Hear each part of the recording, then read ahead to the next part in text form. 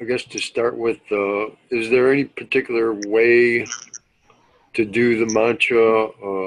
Like with, I know you can do it anytime, whether it's in the background or the foreground, but is it like best to sort of like intense focus on it?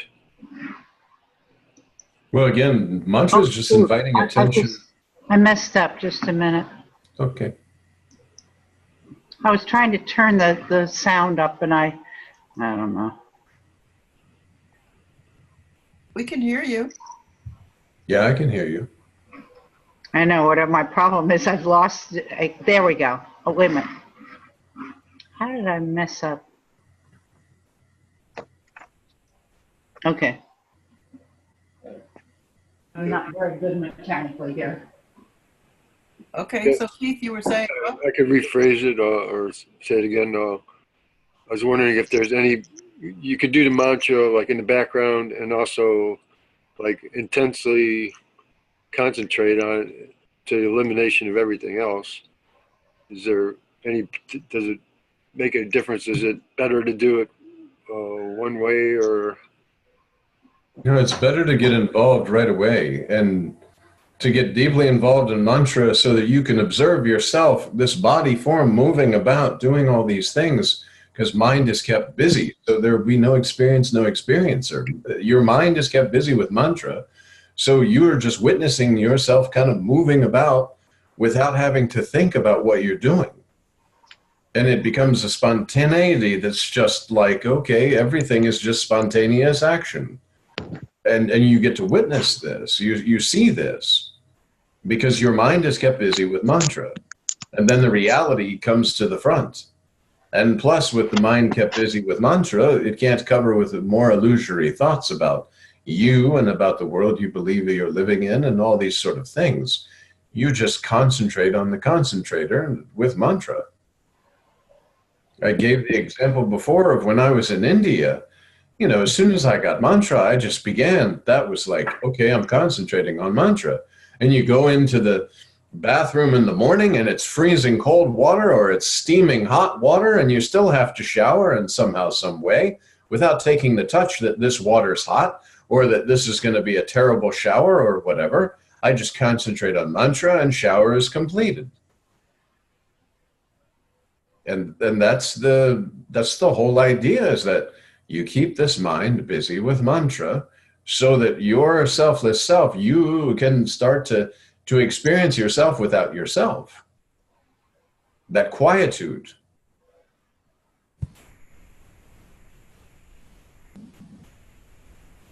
Because I still have a lot of trouble doing it mantra while I'm doing other things, and my focus keeps getting drawn away and I forget to do it. You know? Well, as soon as you forget, just come back. Yeah. I mean, it's literally just an all-day thing, you know?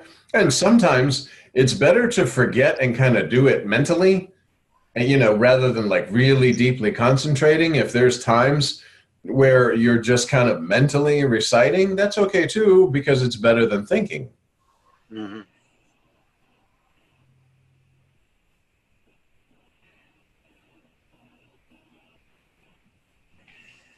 I'll give an example today, as a matter of fact, when I had to have something done with my phone.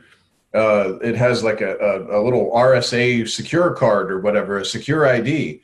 And I walked in and he was doing the thing and it took him a little while to do it. So I was just sitting there and I was looking out the window and I noticed the mantra running. You see, this is like, these are the times when it's always running. So here's a time where you're sitting and there's nothing to do, really. This guy's working on your phone and there's nothing to do, nothing to see. Rather than sit there and start to think about the fact that there's nothing to see and nothing to do, just observe the mantra running and look out the window and just observe.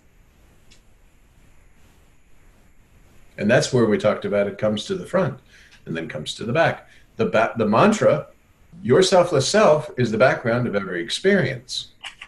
Maharaj talks about the fact that the presence, all experiences are appearing on your spontaneous presence. Your presence has to be there for anything to appear. So you remain just with your selfless self. prior to the experience of anything, prior to thought, prior to anything, and just observing mantra naturally running quite naturally. And when you're busy doing something, okay, you're concentrating on something, 100% effort. But as soon as that thing that you're concentrating on is finished, then instead of sitting there and thinking about something, and observe the mantra that's naturally running. If you've been practicing mantra for a while now, then you can just literally see it running all the time. And you're just like, oh, okay, there it is. And just concentrate on the mantra. Bring your attention back to mantra. And then, if you're sitting for meditation and you're doing meditation as well, that's good too. But literally, mantra is just all in every moment. Showering, mantra. And you can even be showering and, maybe you think about something as you're showering and then, mantra. Okay, mantra. Get out, brush the teeth, mantra. And eventually you'll just be concentrating on your selfless self all the time, spontaneously. And every moment, that'll be the background. Whatever experience is occurring and is appearing on your spontaneous presence, the background of that is mantra.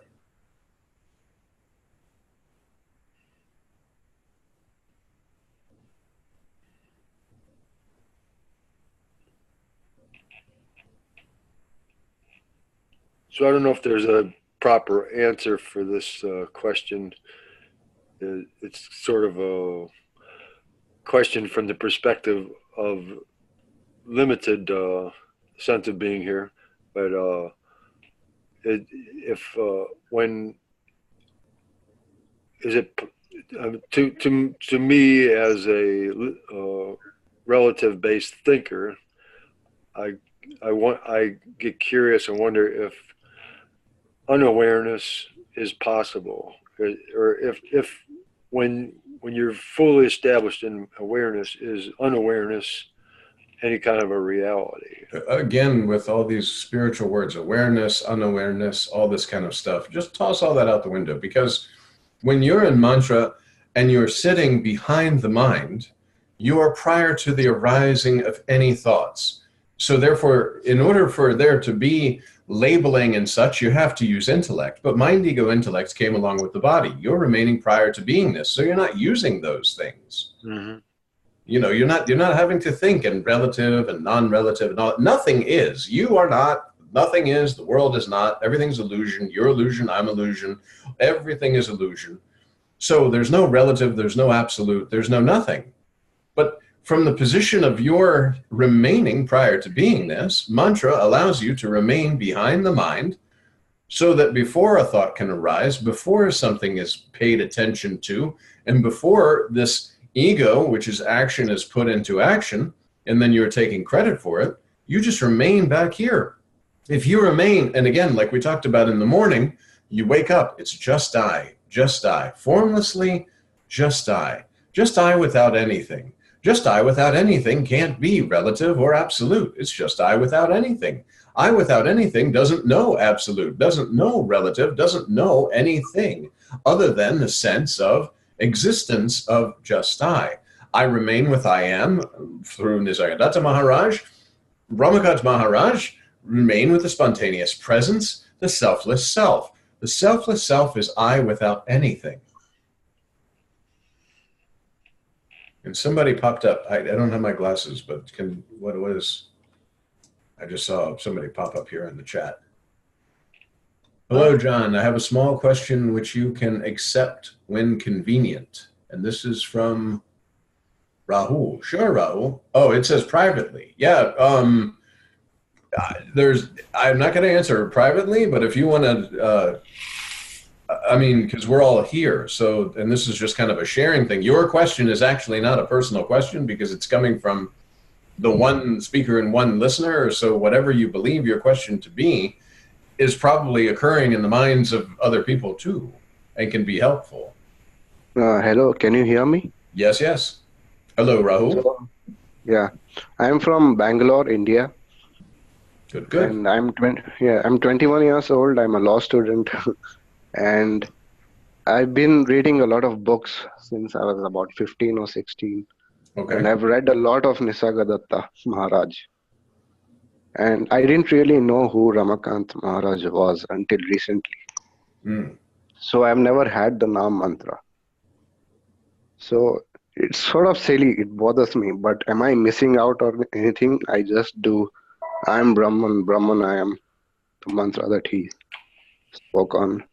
That's fine. Maharaj has stated before that, you can do Soham, you can do Aham Brahmasmi, you can do I am Brahman, Brahman I am. The idea is to, again, keep the mind busy with this mantra so that you can begin to experience yourself without yourself. Okay. And there shouldn't be a thinking process going on in all your activities. Should just become a spontaneous action. And you can do this by just concentrating on mantra and doing your various activities that are going on, but you'll begin to see that the body is just moving around and activities are being done, but you're not thinking about them. Therefore, you're not creating an experiencer that's experiencing something. Okay. And I have another very small question is, I don't always understand the meaning of the mantra because a lot of times it's just words to me. I don't feel the truth behind them.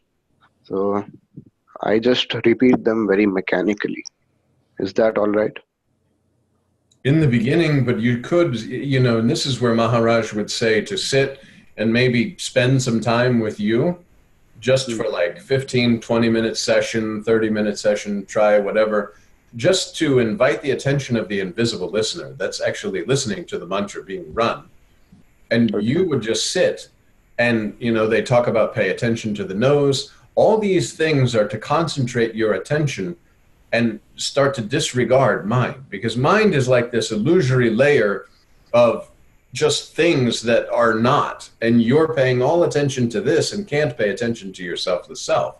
Mind is constantly kind of allowing you to believe that there is something out there that needs more attention than your selfless self, which is not true. But the mantra will erase all of these illusory concepts slowly, silently, and permanently. The biggest illusory concept is that there is a you. And this is where, if you've read the Nisargadatta books, Nisargadatta Maharaj says, remain with I am. I am is the sense of I, as if when you're waking up in the morning, you feel that just I without anything. Just formlessly aware before you are even aware of your own self. And then once you're aware of yourself, then world and all these sort of things happen. So when you're just in the just I, you're inviting attention of the invisible listener, you're remaining in I am, then you're concentrating on the invisible concentrator within you. Okay. And that invisible concentrator within you will begin to see that this character called you is not needed. That life can go on quite well without you. And the you is just the thinking process. See, you have the just I feeling. And then that just I feeling starts to have things added on to it. I am this. I am a man. My name is John. I have this job. I have this family. I've done all these things. This is what Maharaj has called body knowledge, because it's all knowledge that came along with the body. So once you're identified with the body, you've assumed all this body knowledge. That keeps you pressurized into trying to believe that I am somebody in a world that needs to do something. And the mantra allows for all these pressures to kind of be released so you can break out of the illusory circle of all this conceptual stuff and concentrate on the invisible concentrator within you, remaining with the I am. And you'll learn to just disregard all the things that are coming and going. You'll start to see just coming and going, and they really need no attention. And I'd also like to, okay. Go on. Sorry. No, please, go ahead. I'd also like to say that when I used to read Nisargadatta Maharaj, he used to say, focus on the I am, stay with the I am. Mm-hmm. And I would very intellectually try to work it out, how that would look like as a practice. And it just confused the hell out of me for a long time. So I think the mantra does that for me automatically. Yes. I don't have to worry about anything. I just have to sit and recite it. Indeed. So, well, and we talked about too a couple of weeks ago, if you close your eyes, you're still seeing. So there's a seer that sees without these eyes. So that tosses away body and that tosses away physical world automatically. Now, if you remain there long enough, you start to see images and things appear on that screen of mind. But you also see where there are no images, where there's a gap within those images if you look long enough. So that means whether these images are there or not, you are. So you are then prior to mind because you can observe these images and these thoughts appearing in mind. And once you see that, then you continue to look, and there's kind of a void or a space between you and these objects that are appearing on the screen of mind, and you're still there. So a lot of times people will say, oh, I don't like this void. It's very scary. But you're the witness of this void, so obviously whether the void is or is not, you are. Now remain there and open your eyes and know that everything is appearing from that space that we were just in, that you are. It's funny you talk about the void because I just had that sort of an experience about a few days ago, and there was a lot of fear, but what I tried to do was, because I've read a lot of books and teachers, I thought it would be better to isolate the me feeling from the fear and just let it be a happening. And the fear was there a lot. I couldn't really put a lid on it, but I think this will happen eventually, don't you think? Well, then again, the fear, you're observing the fear, so therefore you're not this fear. And when you remain prior to all of this, you'll remain prior to fear, because fear is arising when your spontaneous presence. Fear can't be there unless your spontaneous presence is there. Okay. Nothing can be there without you. So you remain in that prior to beingness, prior to mind activating thoughts and process and all of that.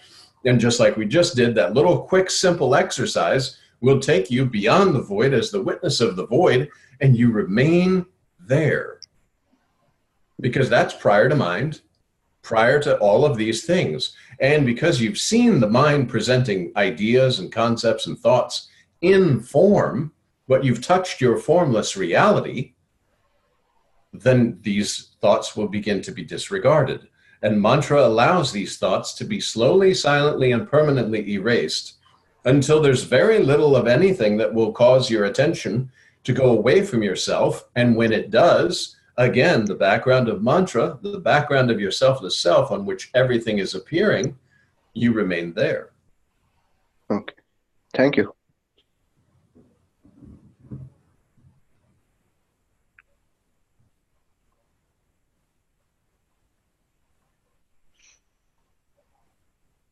For me, I can't say that it's really often that I'm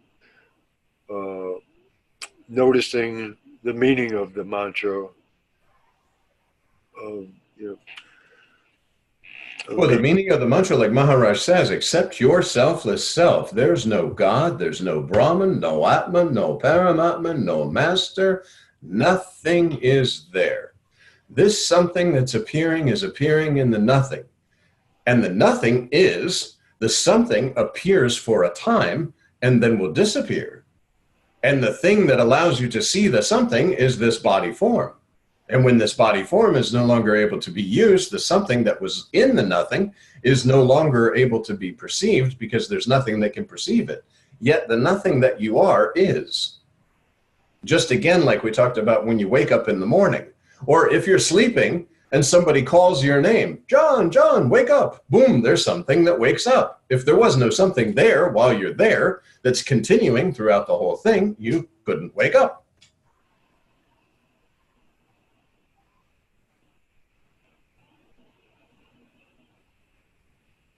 And that again, nothing. For a time, something appears. Using this body form, there appears to be a world, there appears to be all these people and all this stuff happening. But all of that is just a momentary blip with the lifespan of a body, that when the body is finished, you no longer have the telescope into the something. You just remain as the nothing in which that something appeared for a time. Maharaj says, everything came out of nothing, everything dissolves back into nothing, In between, there appears to be something. And that something will dissolve back into nothing because it never was. See, and then the whole process of, wait a minute, so I don't have a life and this and that, and what happens when I die and this, but you're unborn. You never were born. You're never going to die. You're absolutely eternal. You're spontaneous. You're formless. You're invisible, anonymous, unidentified identity that for a time clicked with a body form and believed itself to be a body in a world, but in reality, this is just an appearance of form in the formlessness that you are.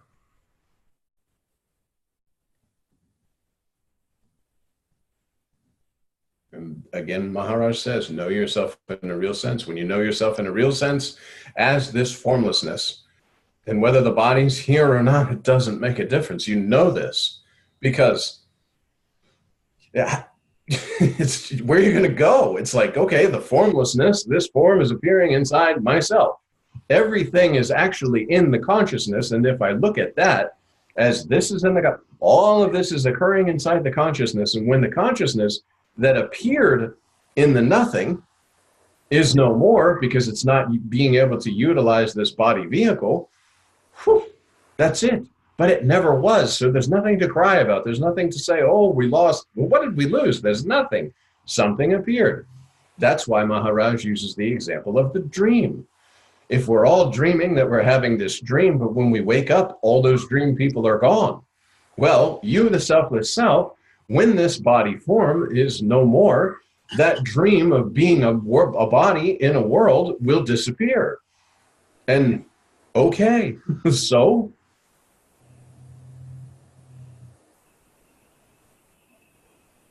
and putting it into practice in every moment, knowing that, okay, this entire world is illusion. So now I don't have any fear. I don't have any fear of death or fear of getting sick or any of these sort of things. I just do what needs to be done in the moment because in the end, I am. This body can be burned or buried. I go nowhere. That I, you are. You are that. You are that was prior to being this, that allowed something to appear and click and say, I exist. But you existed before you said I exist, because otherwise you couldn't say I exist. There would be nothing there to say I exist if you did not exist prior to that click. So you are eternal and always will be, never cannot be. And even then people will say, well, what if I don't realize in this lifetime? Well, but there's no one to realize. It's you.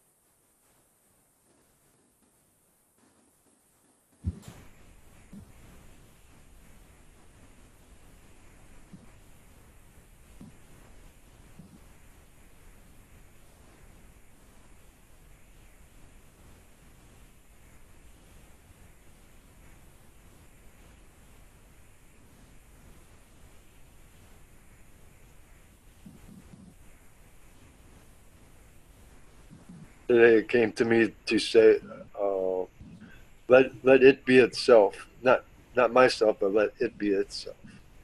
That just was a thought that came to me. Yeah, everything is. There's nothing to let be is. What is. So there's no letting of any kind or anyone that can let. What is. Yeah. But what is, in reality, you cannot know. Anything that you know is duality because you know it. And that's why they say, like, okay, you say, I am Brahman. Well, I am Brahman is also illusion because you're sitting there saying, I am something. I am this John who is Brahman. No, there's nothing. This nothing has been labeled Brahman, Atman, God, Paramatman, Master, all these things that is nothing has been labeled this. But if you remain prior to being this, then there can be no labels, because you are prior to a mind that could use intellect to try to label things that are appearing on your spontaneous presence.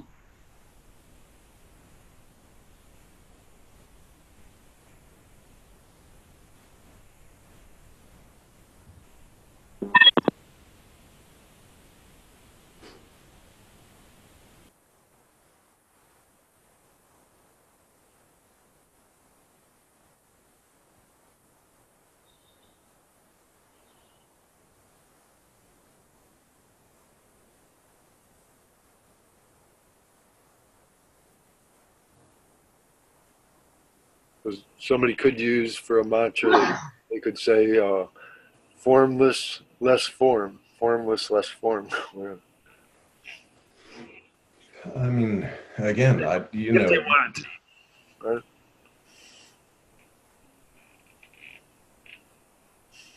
It's not one of the recommended mantras. Well, and even mantra, again, that's an illusory concept that's just there to erase other illusions. That, Siddharmeshwar Maharaj, I think it is, who says, it's good to worship the guru as, at first with form, like in the images and the pictures and the body form. This is okay. I have to, until I know myself in a real sense, I'm form oriented. I need to be worshiping something in form. It's very difficult to worship the formlessness as the Sadguru until I understand myself as formless. And then it's very simple to worship my selfless self as the formlessness that I am. But it's a step process. If I still believe that I'm a body form, then I also need to adhere to all the different various things that the body is coming along with, because I'm believing in this. But the idea is that, the truth is, I'm not body. I was not body, not going to remain the body. You are not body, you were not body. You're clicked with the body for a time, and you're speaking and all this kind of stuff. It's your instrument that you're using in this moment to know yourself in a real sense that's inside yourself.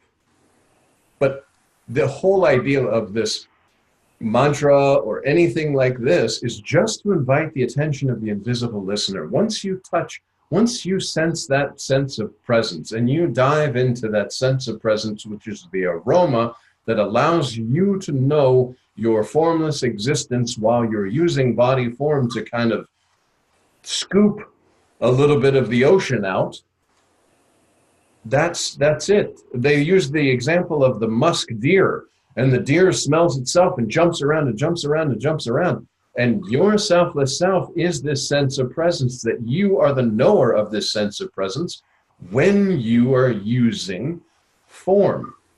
Maharaj says to know yourself in a real sense. When you know yourself in a real sense, then all of this is no more. You know yourself in a real sense. Now remain there. Now the idea, as Maharaj says, is to put it into practice immediately. If I know myself in the real sense as the formless sense of presence, that I am the knower of this, so I'm more subtle than that, then I'm formless, which means all the form I don't need to think about. Everything that's happening is just a happening, but I don't take it. I take it very, very lightly, because what is it to do? You're dreaming, and you're going to wake up from the dream, and everything that was in the dream is no more. So there's no need to figure it out. And once you have known yourself in a real sense, that's the spontaneous conviction. Oh, so that I. And now in the next moment, I know myself in a real sense. I'm invisible, unidentified, anonymous, spontaneous. Identity. That's my identity, not this body form. This body form really has nothing to do with me whatsoever, other than it's like as long as it exists, I'm able to sense myself. I'm able to sense that sense of presence, which is the perfume of myself. And again, everything that's happening is happening inside the consciousness that appears to you. And the consciousness will go along with the body form and will no longer appear to you But if the consciousness appeared to you and disappears, you're the witness of both without needing to witness, because you'll have nothing to witness. There'll be nothing in consciousness. There'll be no objects in consciousness for you to observe. There'll just be yourself. So you know yourself in the real sense. If you know yourself in the real sense, that formless sense of presence, that formless sense of presence can't be burned, can't be cut, can't be divided, can't be nothing. So this form, when it dissolves, the formlessness is. The formlessness will no longer know it's formless. It will no longer know, and that's why you use the body form, so you know, so that I. All of this is occurring on my spontaneous presence. I'm the nothing. That's everything. And everything appears on my spontaneous presence. Anything that I can see is illusion for a time, the appearance in the nothing.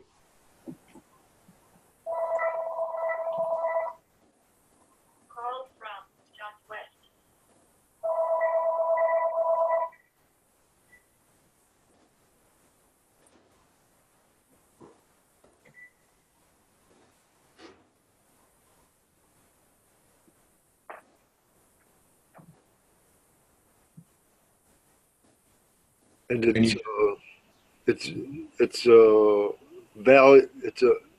that free identity is valuable. Somehow it's valuable too. I mean, it's just you. So there's nothing to value or nothing. I mean, in body form, you value the peace, the spontaneous happiness, the ocean of bliss, really, that runs through when you're not disturbing yourself with concepts about you. That's what I'm referring to, I guess. Yes. You know, Maharaj has said, you are disturbing the peace, and when you're not there, there's only peace without disturbance. And you are only there in mind. And if mind is kept busy with mantra, you are not there. So then there's peace, because there's no you to disturb the peace, because mantra is erasing that virus that we call you, slowly, silently, and permanently. And then just the fire is there. The fire, the peace, the just no disturbance. There's nothing wrong with you. I'm okay, you're okay. Everything is just one. And the only thing that's not okay, like we said, John, I'll use myself, this body, when I'm believing myself to be this body, I am the boil on the butt of selfless self. And it needs to be removed. It's an irritation to selfless self. It needs to be removed.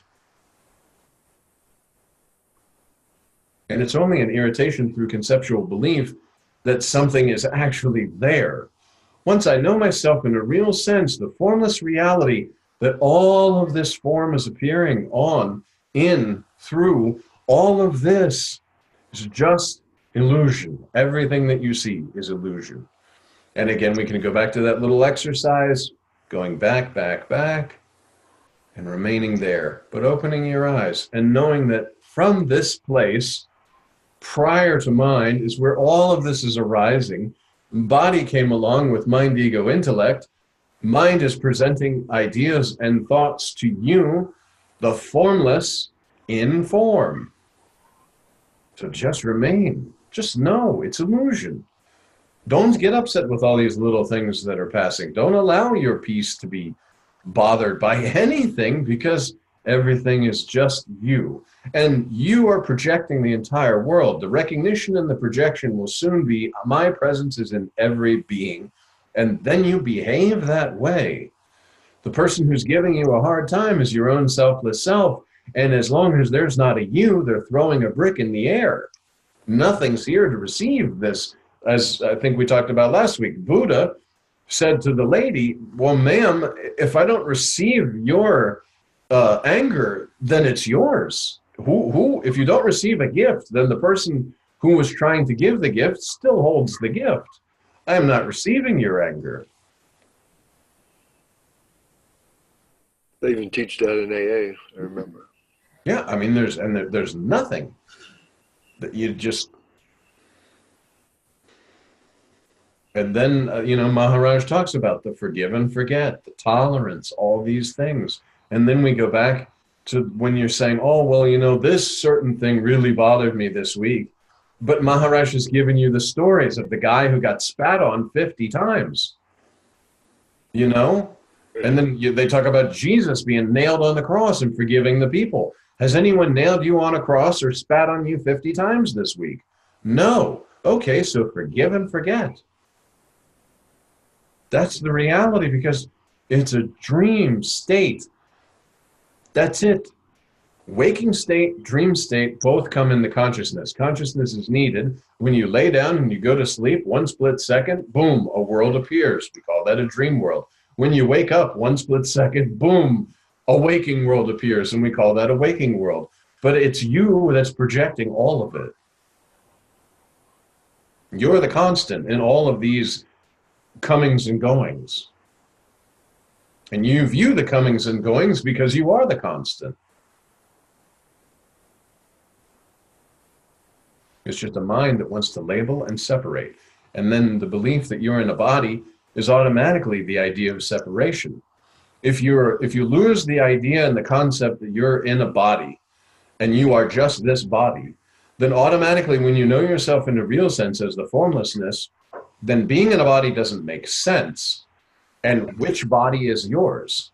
We talked about walking into a room where there's 7 people and you're the space that is providing the space for these objects to move around in, and you're the energy and the power and the speaker and the listener in all of these objects. So which one is you if you are formless?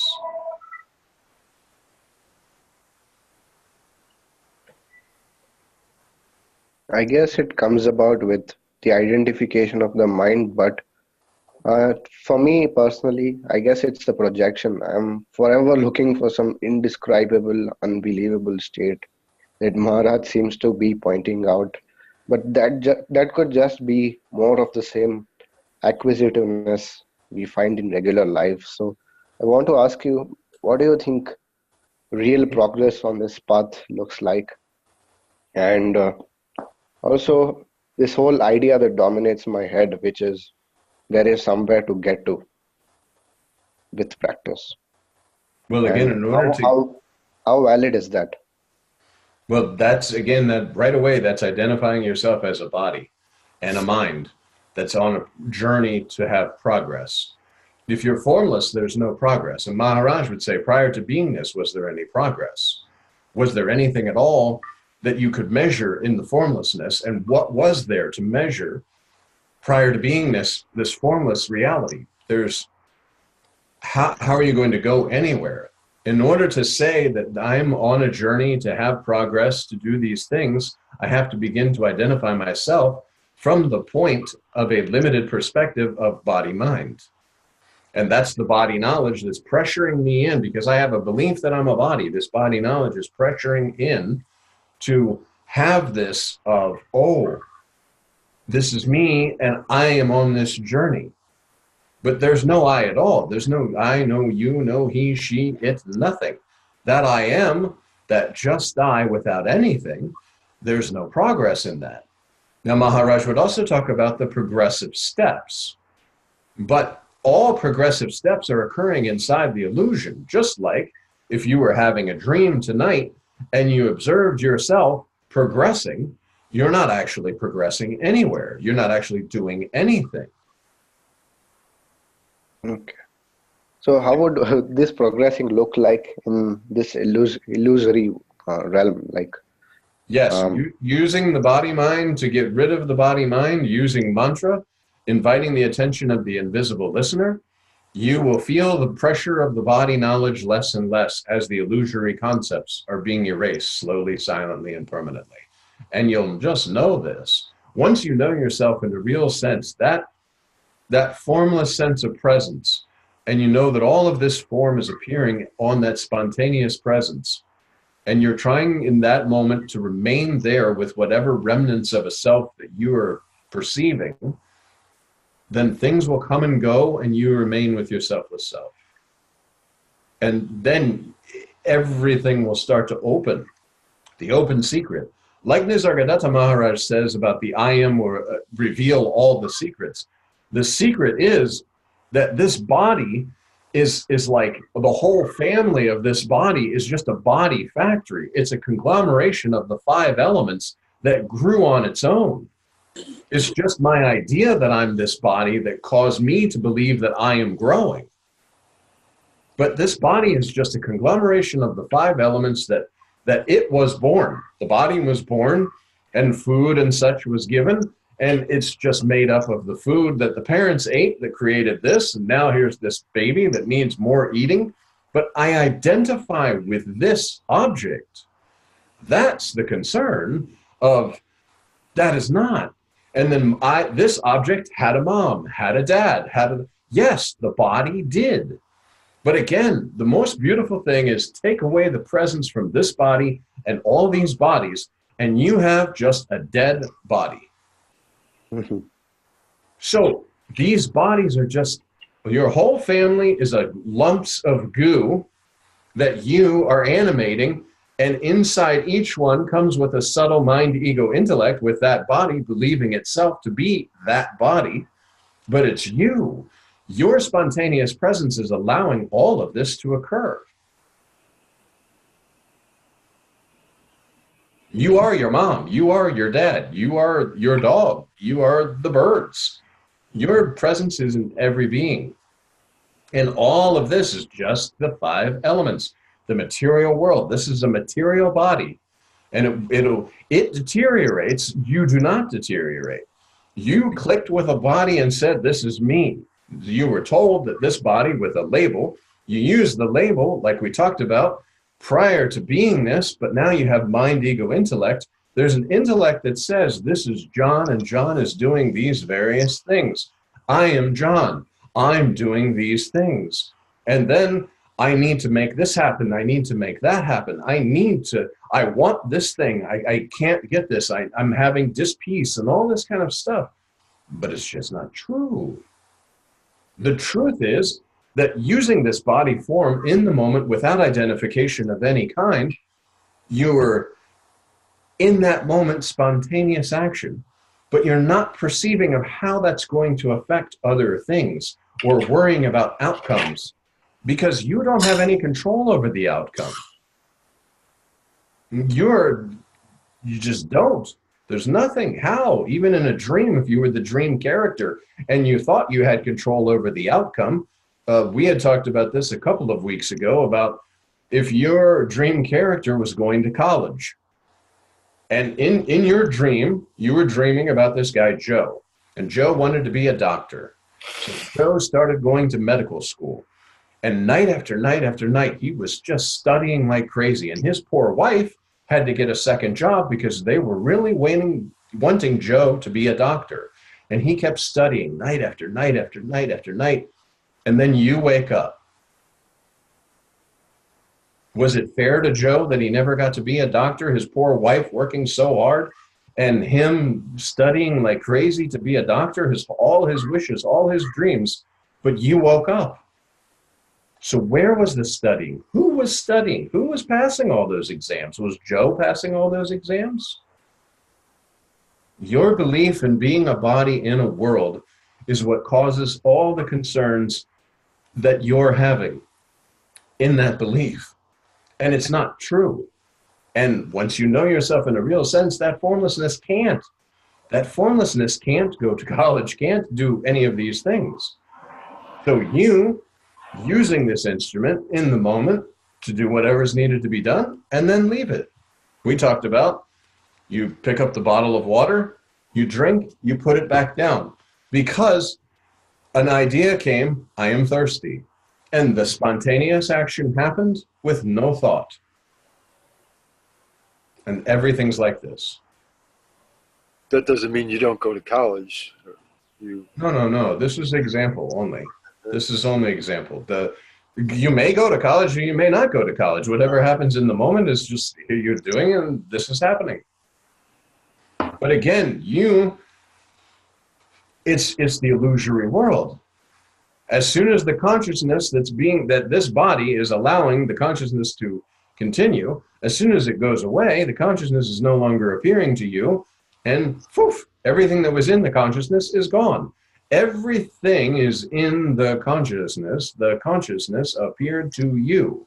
When the consciousness disappears, you, that the consciousness appeared to, are, but there's nothing that was in that consciousness anymore, because it was only for the something in the nothing for a time.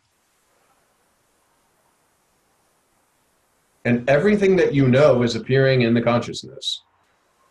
And when the consciousness disappears, everything that you knew will not be, including your knowing that you are.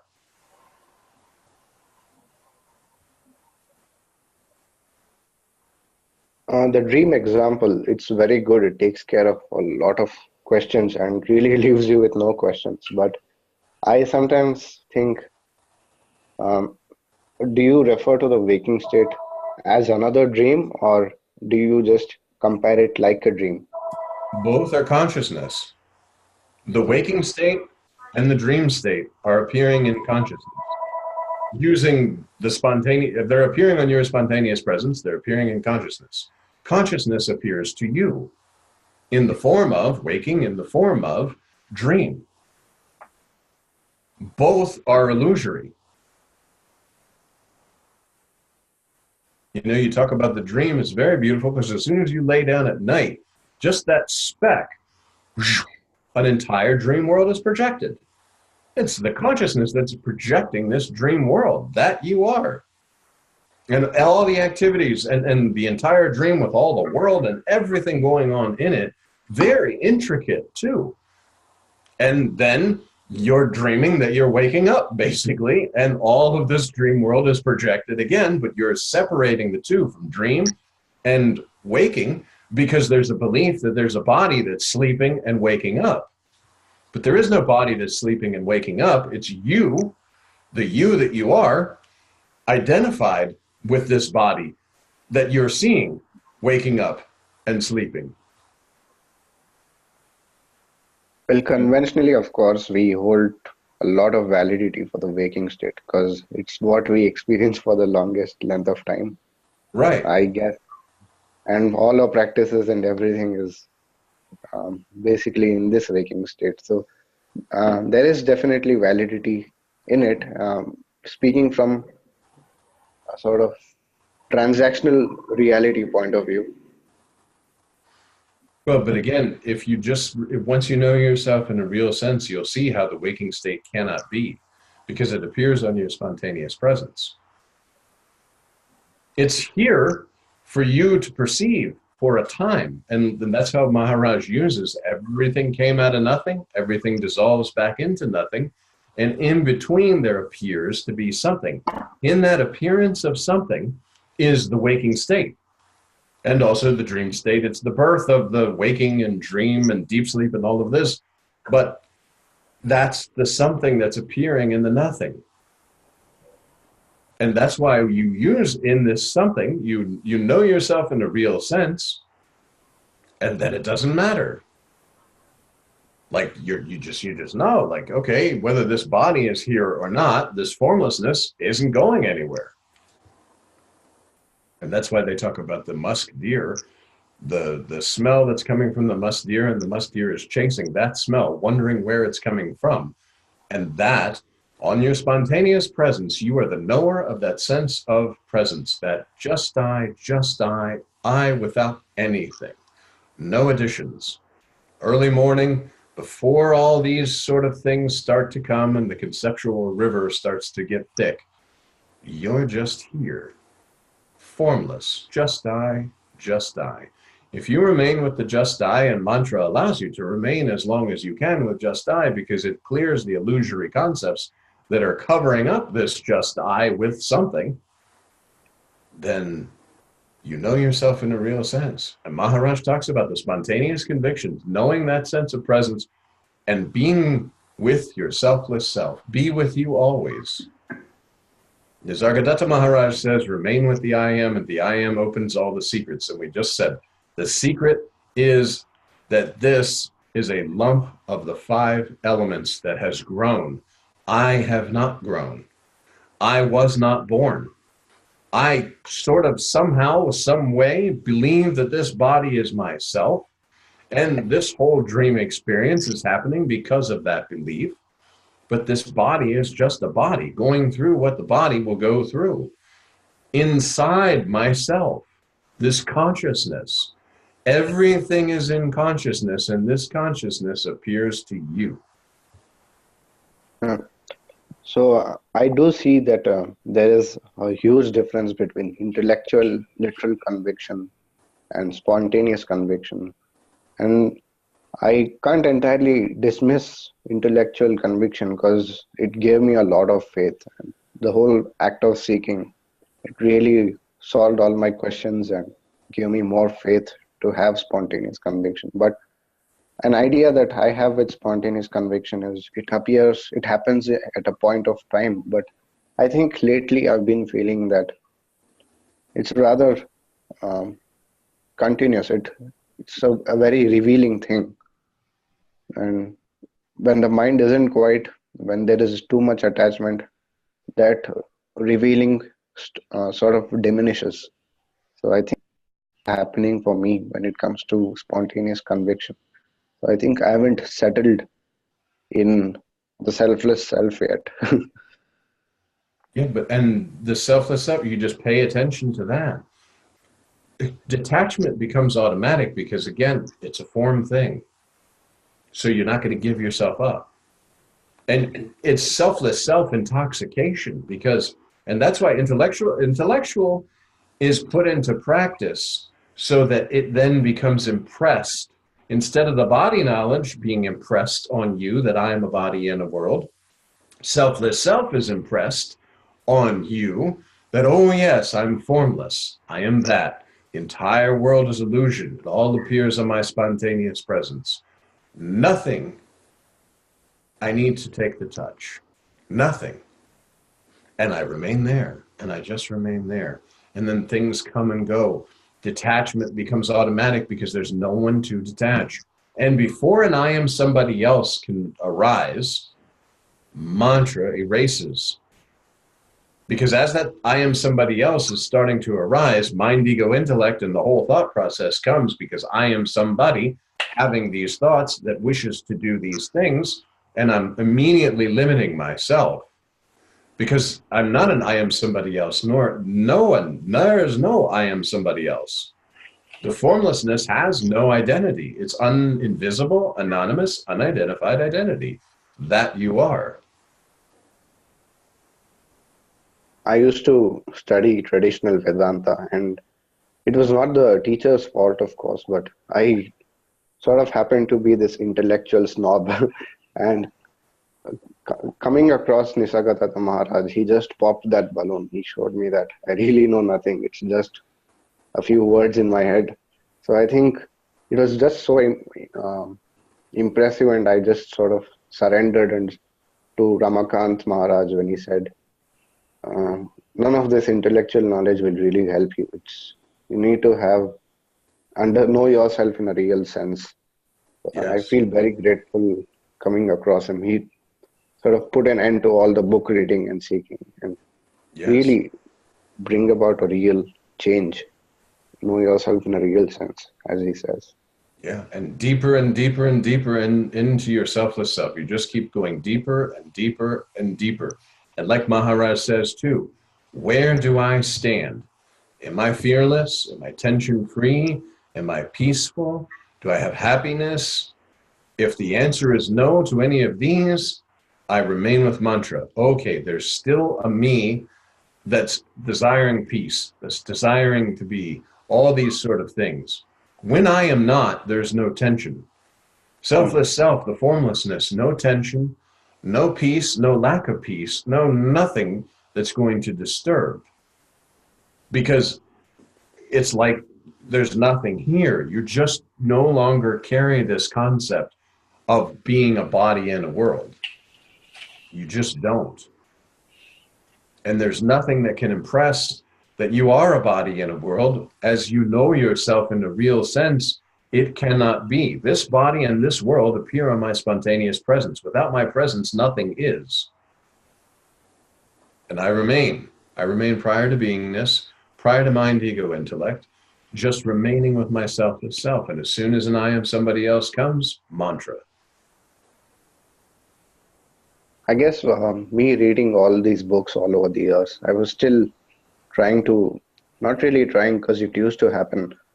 I used to get a darshan of the self, so to speak, while reading these books, enter a state of no mind. So for me, I feel like all this while I was just looking at advertisements of a candy store. While with Ramakan Maharaj, it seems like I just walked into the candy store. Mm-hmm. Yes, that's a good example. Yes. Because all the time, and the reading didn't come to nothing. It's just that, okay, now reading comes to full stop. What I know, I'm put into practical knowledge to know myself in a real sense. I've been told through all these books that I accept myself the self. There's no God, no Brahman, no Paramatman, no master. And now that I know this, this has to become impressed in my knowledge of knowing myself in a real sense. All these books, Maharaj talks about the roadmap. You know, you have a roadmap to the ashram. And until you get to the ashram, the map is very, very, it's critical, basically. But once you're at the ashram, you can throw the map away. I've arrived, so to speak, at the last destination. I needn't go nowhere else. I'm here. And that I'm here is, I know myself in a real sense.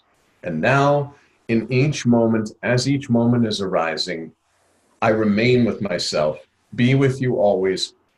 Don't give yourself away to the passing illusory things that are appearing on your spontaneous presence.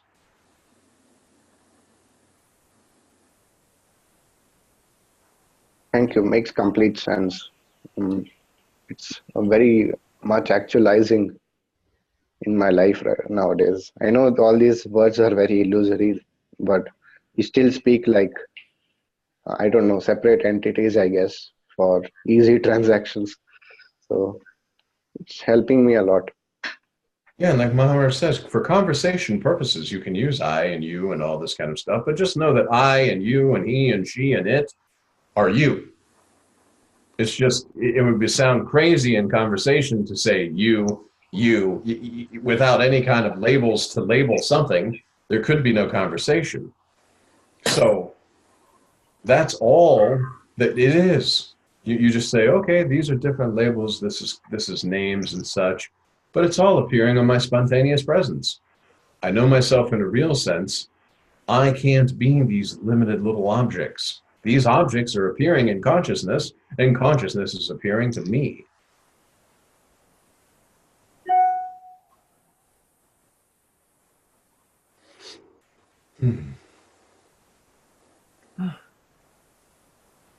Is it time? Well, it's like 8:13. It's okay. There's a little bit more time. Okay. Well, I wouldn't want to go without telling you, but I have to go to class now, so I guess I'll leave. Okay. Good. And yeah, Oh. thank you. Thanks a lot for Absolutely. answering my question. Very Yeah, good. thank you for coming, Rahul. Yeah, see you later. I'll see you on the next Tuesday. I'll try my best to make it. I have to wake up at 5:30 a.m. Oh, wow. Yeah, there's a 10-hour time difference. I know. Yeah. All right then. Very good. Hopefully I'll wake up the next Tuesday. Sounds good. Where does he live? In India, Bangalore. What was it again? It's Bangalore. Bangalore. Oh, wow. I had no idea you were from so far away. Yeah, Welcome. That's cool. that's great. All right, I'll take your leave. All right. Thank you. Thank you. All right. Namaste. All right. I guess if there's nothing else. Wow. I just noticed myself. I'm really red. It must be hot in here. Oh, I think the heat's been turned up because it's so freezing cold outside. I see. Yeah, I'm freezing because my heat doesn't work all that well. So. I think my cat left the room You're not telling any good stories about cats anymore. Oh, sorry about that. Oh, no more mouse and cat. We'll have to bring that back, you know. Okay. All righty. I'll Thank see you. you next Tuesday. Thank you very much. Thank you. Thanks, John.